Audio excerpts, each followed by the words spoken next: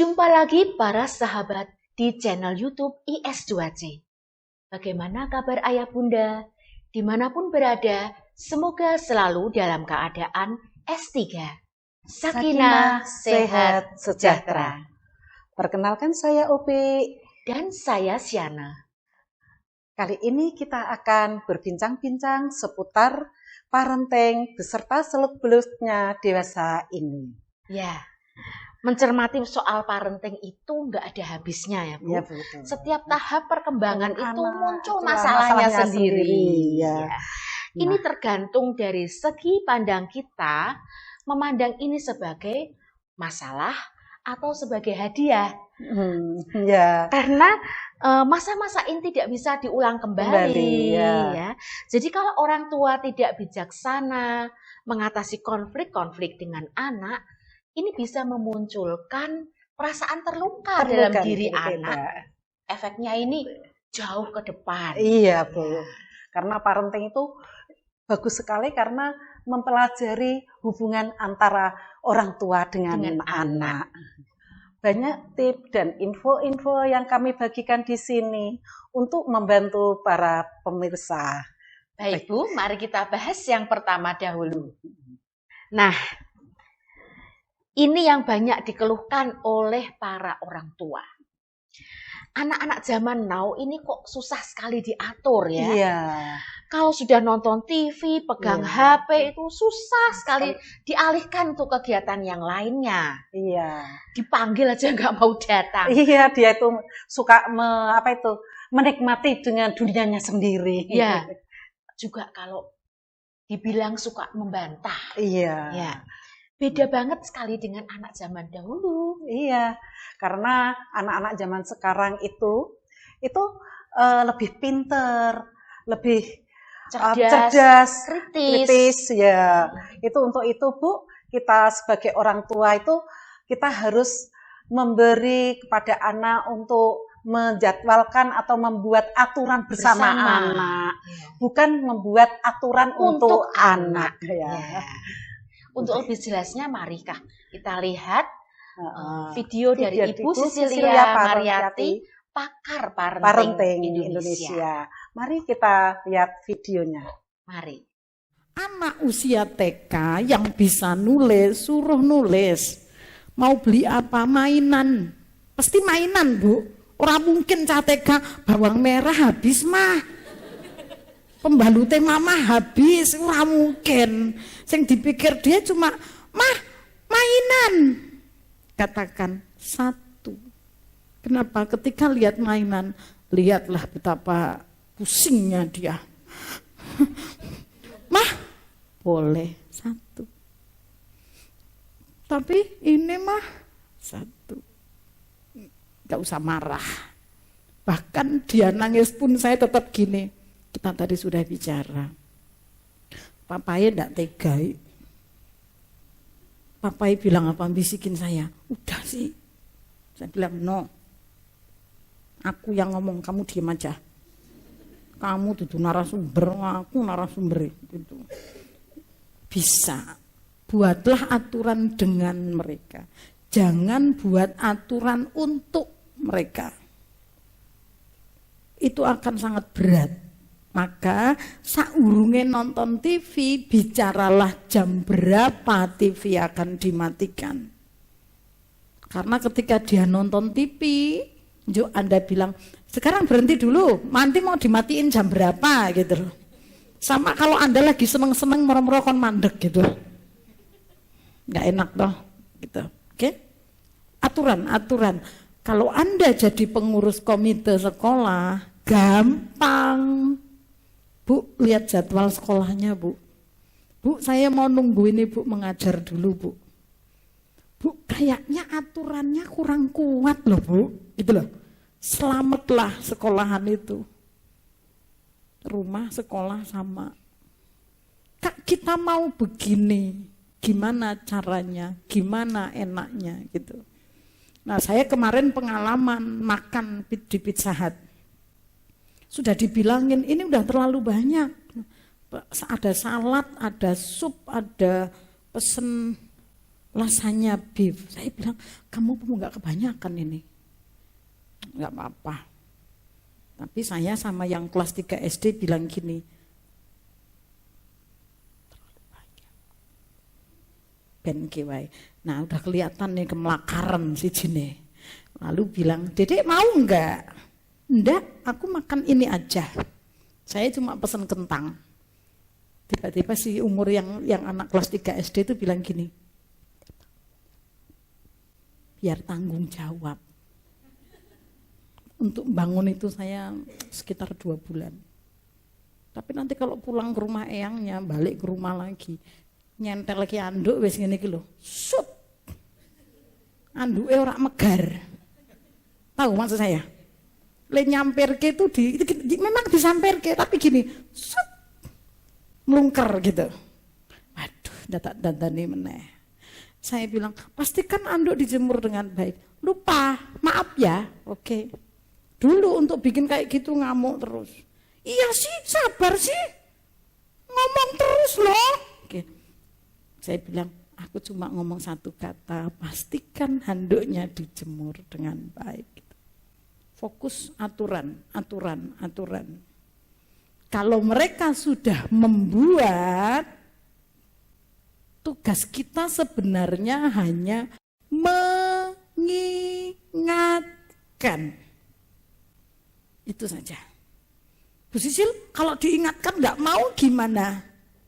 Pasti ada konsekuensinya. Maaf, tetap harus dimatikan. Kalau dia nangis, Mama keberatan kalau kamu terus nonton TV itu. Kita sudah sepakat. Kalau dia nangis jangan dipleroi. Karena TV dimatikan saja sudah sangat melukai hati.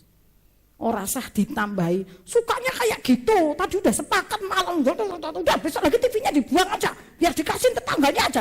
Sing tenan. Nanti sinetronnya gimana? Gitu ya. Nggak usah ngancam-ngancam lah, biasa aja. Fokus pada permasalahan, nggak usah didawak-dawake. Wong iki mau perkara mateni TV kok tekan Abdul TV, sing jarene ning sekolahan nakal, sing jarene nek tangi turu ora gelem. Nggak usah ngomongin itu. Fokus di apa yang akan kita bangun. Ini masalah kita, Bu. Karena kita juga capek kan. Masalah kita bukan soal ngurusin anak tok, tapi tetek bengek ngurusi mertua, ngurusi wong tua, ngurusi bos neng kantor sing juga rada riwil, sing tahapane lompat, dadine merkoro terus gitu bisa juga. Oke? Nah, begitu Bu. Kalau aturan sudah dibuat bersama anak, kita tinggal mengingatkan saja apa yang sudah kita disepakati bersama anak. Dek, kita sudah sepakat 1 jam loh. Iya. Tadi kita sudah sepakat kan, ya. Oke. Ya, tinggal mengingatkan saja Bu ya. Iya. Enak sekali. Benar Bu, jadi tidak perlu emosi ya. Buang-buang tenaga lah ribut sama anak. Iya. Sebenarnya semua masalah parenting itu adalah 95% masalah orang tua.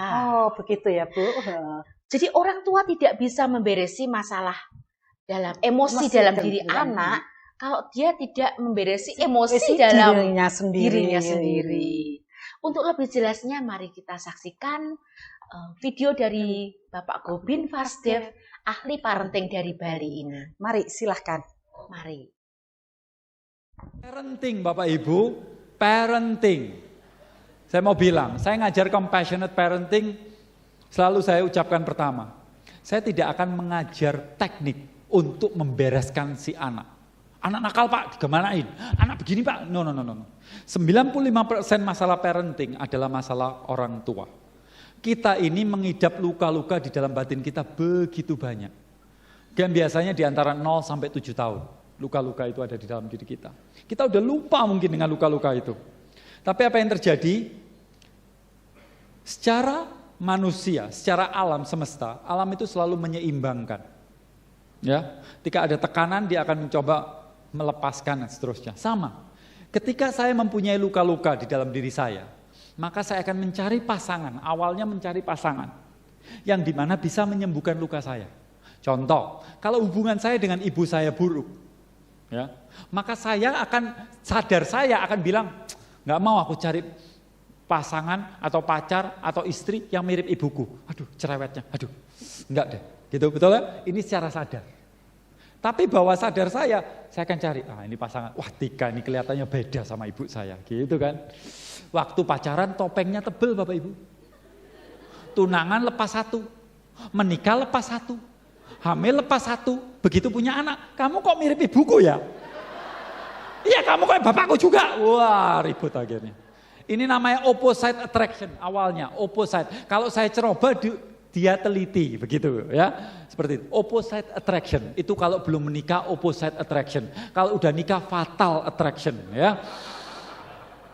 Nah, apa yang saya mau bilang dalam kehidupan kita, bahwa kita mencari pasangan, tapi pasangan kita kan sudah besar kapan kita kontrol. Begitu dia menyentuh luka kita, ingat ya, hampir tidak ada satu orang pun di dunia ini yang ketika kita sudah dewasa mampu menyakiti kita. Kalau saya punya luka di sini, luka saya diakibatkan 0-7 tahun kebanyakannya. Saya dipukul di sini, Pak, nggak masalah. Black, it's okay. Bro, no problem. Tapi ada yang jawil di sini, kamu menyakitiku. Bukan menyakiti, dia memberitahu di mana luka itu berada.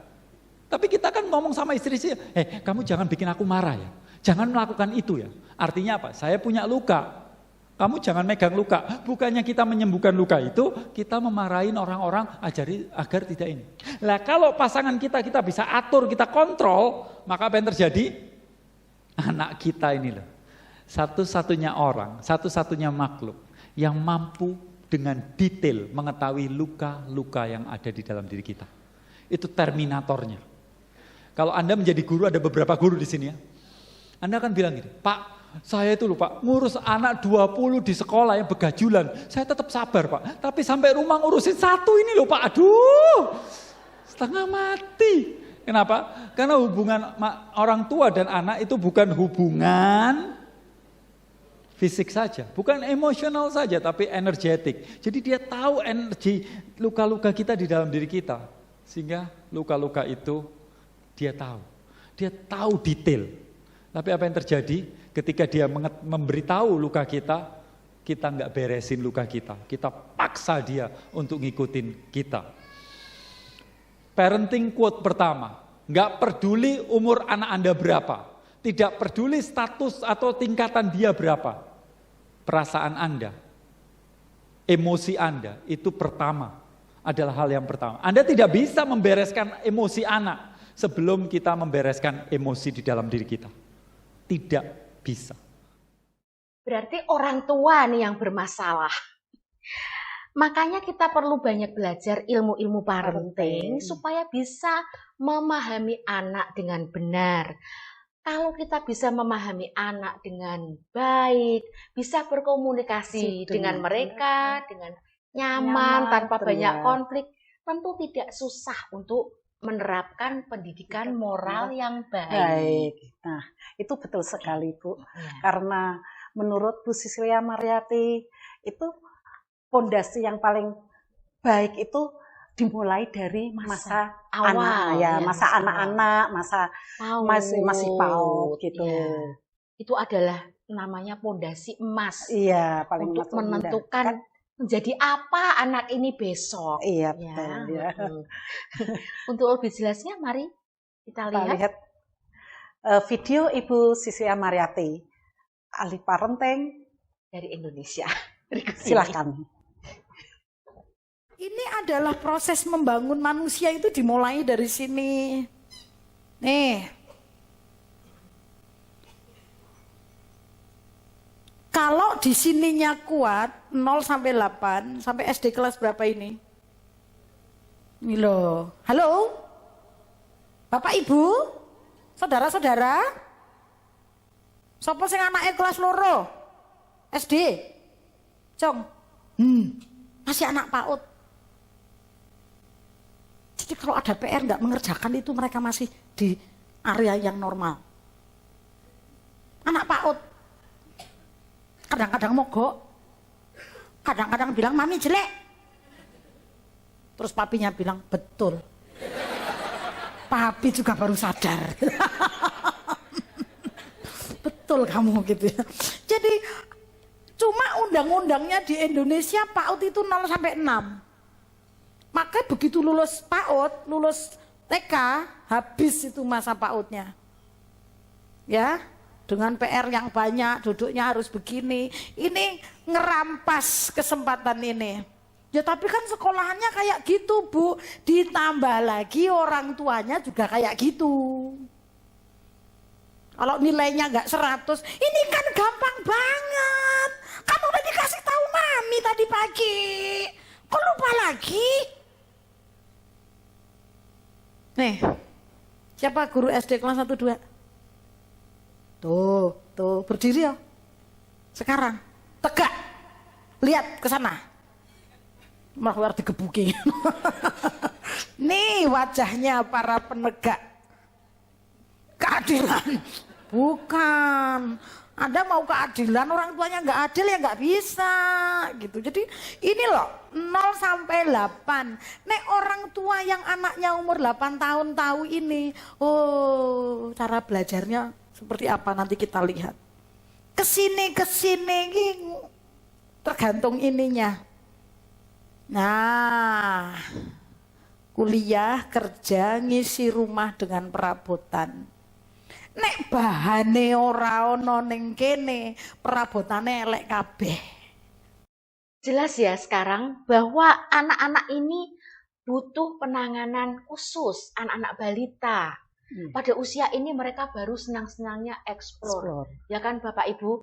Jadi mereka baru senang-senang main, lari ke sana kemari, pegang ini itu. Kadang menimbulkan kecemasan dalam diri orang tua. Iya. Jangan Dek, jangan. No.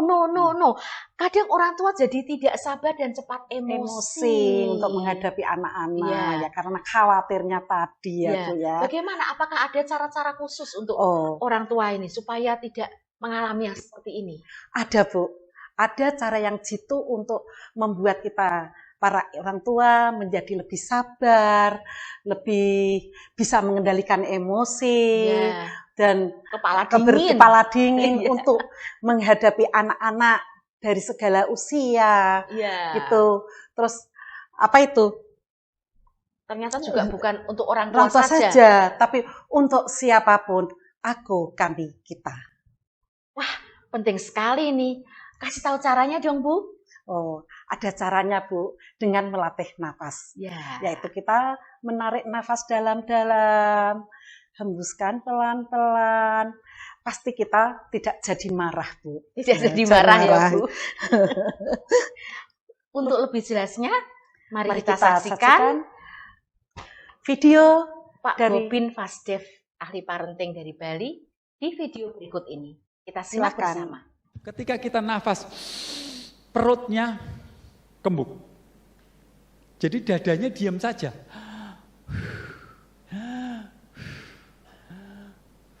Gitu. Nah, ketika kita bernafasnya pakai dada, diafragmanya ketekan. Nah, paru-paru kita volumenya 6 liter.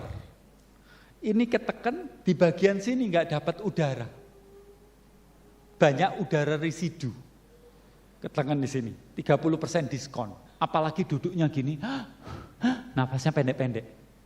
Kalau Anda ingin cepat marah, cepat cemas, gampang, nafasnya pendek-pendek. Sebentar aja pasti marah. Anda tahu siapa yang di sini masih jomblo? Jomblo. Nggak ada yang mau ngaku. Kalau mau cari pasangan yang sabar, salah satu kriteria, nggak usah dilihat apa-apa. Coba dengarkan nafasnya sambil lihat stopwatch. 1 menit berapa kali nafas? Kalau rata-rata itu 16 sampai 24 ya. Kalau dia bisa sampai di bawah 16, 9 contohnya, langsung aman. Tapi biasanya jangan waktu pas pacaran pertama-tama, biasanya nafsunya besar ya, biasanya cepat gitu ya. Jadi udah agak santai lah ya. Nah, kenapa? Karena gini, otak kita ini kalau lagi stres, denyutnya cepat sekali. Dicek di EEG itu cepat. Lah otak ini terhubung dengan jantung. Kalau stres otomatis jantungnya daduk, ya betul? Nah, otak kita ini terhubung dengan saraf yang nggak sadar. Kita kan susah mengendalikan. Betul, ada orang yang mampu mengendalikan kalau dilatih. Tapi secara umum kan kita nggak diajarin itu. Sehingga kalau santai, relax, mbahmu enak aja. Nah, jantung juga dikendalikan oleh otot tidak sadar kan? Saraf tidak sadar, buktinya ini santai, nggak bisa. Nah, tapi untungnya jantung ini terhubung dengan nafas. Nah, nafas kita dikendalikan dua saraf sadar dan tidak sadar. Bisa kita kendalikan, atau kalau kita lupa dia tetap jalan sendiri. Nah, kita bisa melatihnya. Sehingga ketika ada stimulus, ada rangsangan, ada apapun, ingat selalu nafas. Saya mau nantang Bapak Ibu, siapa yang bisa hadir di sini dapat berapa deh, 5 juta, boleh 5 juta saya keluarkan. Siapa yang bisa marah-marah tapi nafasnya panjang? Ayo sambil marah-marah, bisa nggak? Ayo saya tantang, nggak akan satu orang pun bisa. Jadi kalau mau sabar gampang, latih nafas. Ya kan? Jadi Anda datang sini bukan parenting aja, pulang lihat anak nenek. Betul? Ini Anda lihat ya, low emotion itu. Jadi kalau logikanya kita bisa menguasai nafas SEED atau slowly, evenly, effortlessly, deeply, atau pelan, rata, santai, dalam, kita bisa menguasai emosi. Kita tidak cepat marah dan tentunya kita lebih perlu sehat. Iya, lebih sehat dan perlu latihan Bu itu. Betul sekali. Nah, itu ada Bu pelatihan hal tersebut. Yaitu ada di Kudus, Jawa Tengah, biasanya dinamakan pelatihan napas sehat.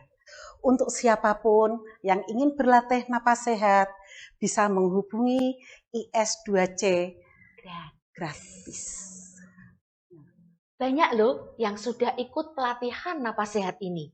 Sudah 18 angkatan, lebih dari 400 peserta. Dan sudah banyak yang merasakan manfaatnya. Manfaat kesehatan tentunya ya Bu. Ya. Ini kita kembali ke parenting dulu ya Bu ya. Ini ada pertanyaan dari sahabat IS2C. Ini saya bacakan. Bagaimana orang tua bisa mendapatkan inspirasi dan wawasan dalam membesarkan si buah hati? Ayah dan bunda bisa pirsa video parenting di YouTube channel IS2C. Mulai dari parenting 1, parenting 2, parenting 3. Dan kita memirsa secara lengkap agar kita mendapatkan ilmu-ilmu yang lebih lengkap. Ya, linknya ada di deskripsi. Tidak saja tentang parenting, tapi juga banyak info-info dan video yang bagus untuk membantu kita lebih S3. Sakinah, sehat, sejahtera. Ikuti saja YouTube channel IS2C, like dan subscribe supaya tidak ketinggalan info-info yang bagus dan menarik. Kami pamit undur diri. Saya Siana. Saya Upi. Sampai jumpa. Salam S3.